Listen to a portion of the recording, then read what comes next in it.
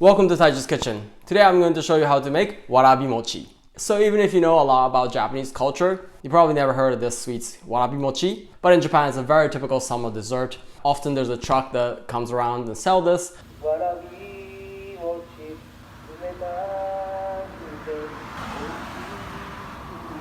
Or you can find in every supermarket or convenience store. Even though it has the name of mochi, it's not made from mochi rice, but it just has a similar texture to it. What it is a small ball made from starch out of warabi. In English, they're called bracken, a type of fern. A couple years ago, I actually made a video of how to forage and eat this young fern.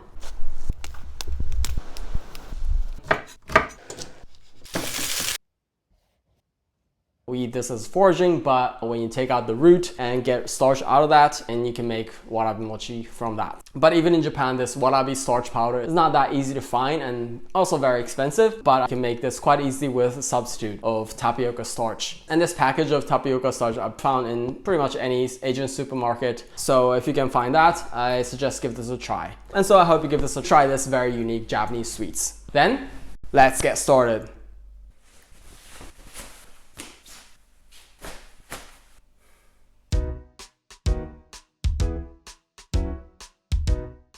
Here are the ingredients for warabi mochi. So authentically, you're supposed to make this with starch out of warabi or bracken root, but this can also be made with this tapioca starch. You can get this package in pretty much any Asian supermarket. Other kind of starch, potato starch or corn starch would not work for this. So make sure you get this tapioca starch. And then I also have some sugar. And then for the topping, I have here so-called Kinako, roasted soybean flour. This might be a bit difficult to find, but if you go to a bigger Asian supermarket or online, you may be able to get this. And also brown sugar for the syrup. Then let's get into it. So as the first thing, let's mix up the Kinako with sugar and salt. So in a bowl, first I'm gonna put in 2 tablespoons of Kinako or roasted soybean flour. 1 to 1.5 tablespoons of sugar, depending on how sweet you want it. So today I'm gonna put in just 1 tablespoon.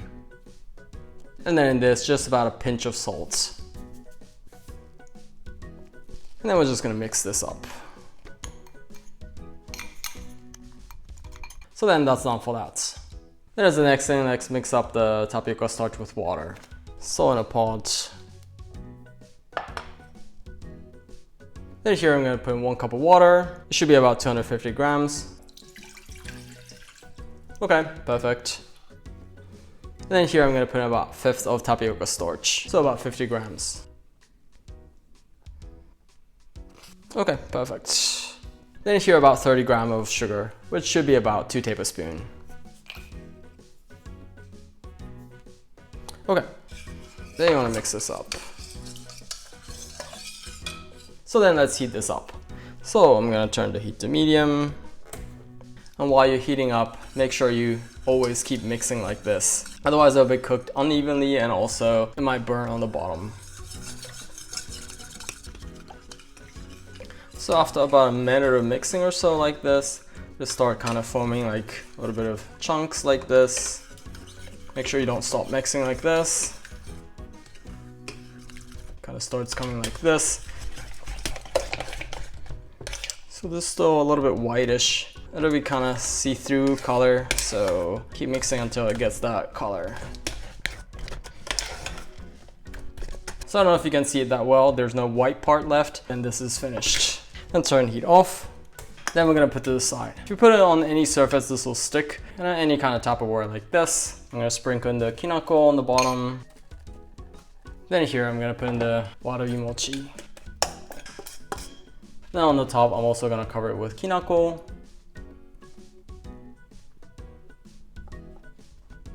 Then this is finished for that. It's still very hot, so please be very careful. Then I'm gonna put it to the side and let it cool down at room temperature for half an hour or so. Then once it's cooled down, I'm gonna put it in the fridge and then cool it for at least 2 to 3 hours or so before we eat.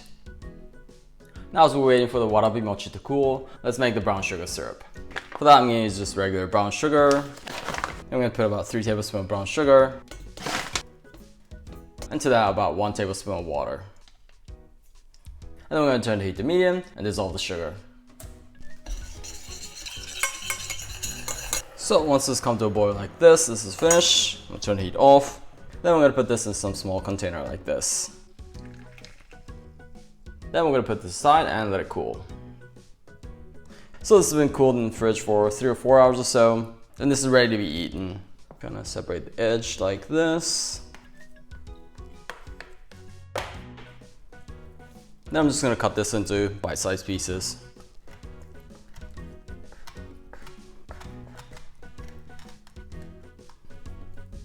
Let's put this on a plate.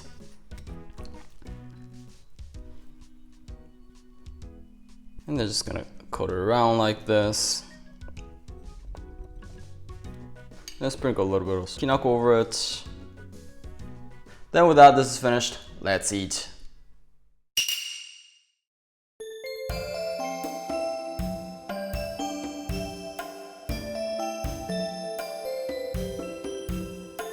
Oh, this looks so good. Let's eat. Itadakimasu. Okay, let's eat. Itadakimasu.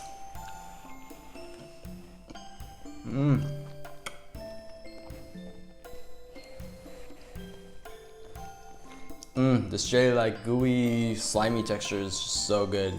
And this little subtle sweetness of the Kinako just matches so good. Itadakimasu. And this brown sugar syrup, you can also pour over this. This will give another layer to the flavor, a little more sweetness. Itadakimasu.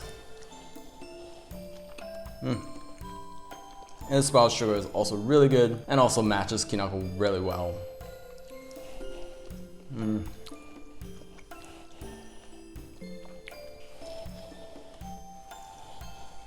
Oh, that was so delicious. ごちそうさまでした. Oh, this was so sweet, so delicious. So as you saw, making this warabi mochi is not that difficult, and this cold dessert is just so delicious and so perfect for this hot summer. So I really hope you give this very unique Japanese dessert a try. If you enjoyed what you saw, I'd love it if you hit the like button for me. And if you have any questions, requests, or any feedback, please feel free to write anything in the comments below. And if you want to see more of these videos, please subscribe. Otherwise, I look forward to see you in the next video. Bye.